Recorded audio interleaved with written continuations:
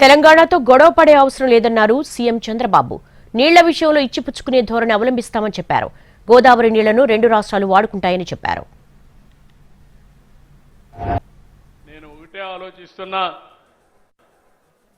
తెలంగాణ ఆంధ్ర కూడా కొట్టుకోవాల్సిన అవసరం లేదు, గొడవ పడవలసిన అవసరం లేదు. మనం కష్టపడదాం, ఇచ్చిపుచ్చుకునే ధోరణితో ముందుకు పోతాం. ఈరోజు నీళ్లున్నాయి, రెండు రాష్ట్రాలకు అవసరం. సముద్రం లేకపోయే నీళ్లు రెండు రాష్ట్రాలు వాడుకుంటే ఇటు రాయలసీమ అటు తెలంగాణలో ఉండే మెట్ట ప్రాంతాలు బాగుపడే అవకాశం వస్తుంది. మీ అందరూ చూశారు, భగవంతుడు నాకు ఒక అవకాశం ఇచ్చాడు.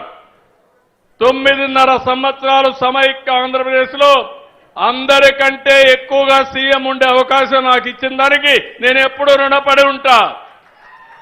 ఆ రోజు రెండు ప్రాంతాలు ఓటేశారు. 10 సంవత్సరాలు అపోజిషన్ లీడర్గా ఉన్నాను. అరుదైన గౌరవం.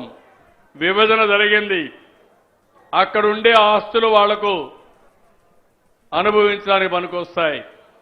ఇక్కడ కష్టమైన నష్టమైన మళ్ళీ నిలదొక్కోవాలి. నిలదొక్కుని మిమ్మల్ని నిలబెట్టించే బాధ్యత నేను తీసుకుంటానని మరొక్కసారి హామీ ఇస్తున్నా.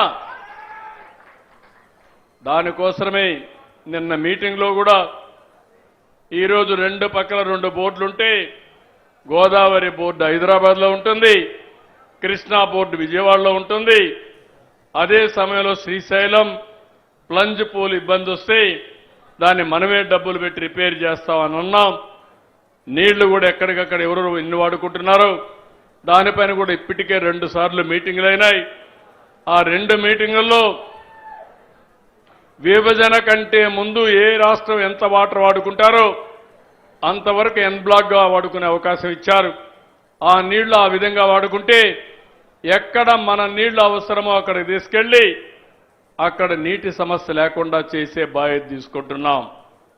ఇలాంటి వాతావరణం నేను ఒకటే చెప్పాను, అవసరమైతే వాళ్ళు కూడా గోదావరి నీళ్లు వాడుకుంటారు, మనం కూడా వాడుకుంటాం. ఈ నదుల అనుసంధానం చేయమని ప్రధానమంత్రి గారు కూడా ఒక సంకల్పం చేశారు. మీరు గుర్తుపెట్టుకోవాలి. నేను ఒకటే ఆలోచిస్తున్నా, తెలంగాణ ఆంధ్ర కూడా కొట్టుకోవాల్సిన అవసరం లేదు, గొడవ పడవలసిన అవసరం లేదు.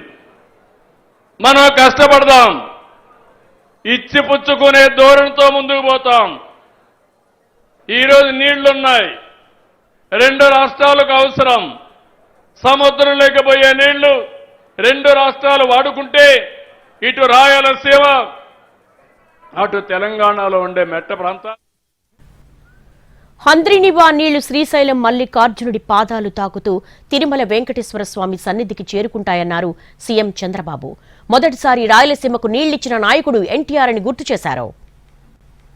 ఇక్కడ నుంచి నీళ్లు బయలుదేరి 600 టీఎంసీ 600 కిలోమీటర్లు ప్రయాణించి కడాన తిరుపతికి కూడా పోయే పరిస్థితి వస్తుంది. నీళ్లు శ్రీశైలం మల్లన్న దగ్గర మల్లికార్జున స్వామి దగ్గర నుంచి ప్రారంభమైన నీళ్లు సాక్షాత్తు 7 కొండల వాడు వెంకటేశ్వర స్వామి సమక్షానికి వెళ్లే పరిస్థితి వస్తుంది. రైతుల కష్టాలు తీర్చడమే కాదు, 2 దేవుళ్లను కూడా అనుసంధానం చేసే పరిస్థితి, జలహారతి ఇచ్చే పరిస్థితి వస్తుందంటే అది మనకుండే అదృష్టం అని చెప్పి కూడా నేను మీకు తెలియజేస్తాను.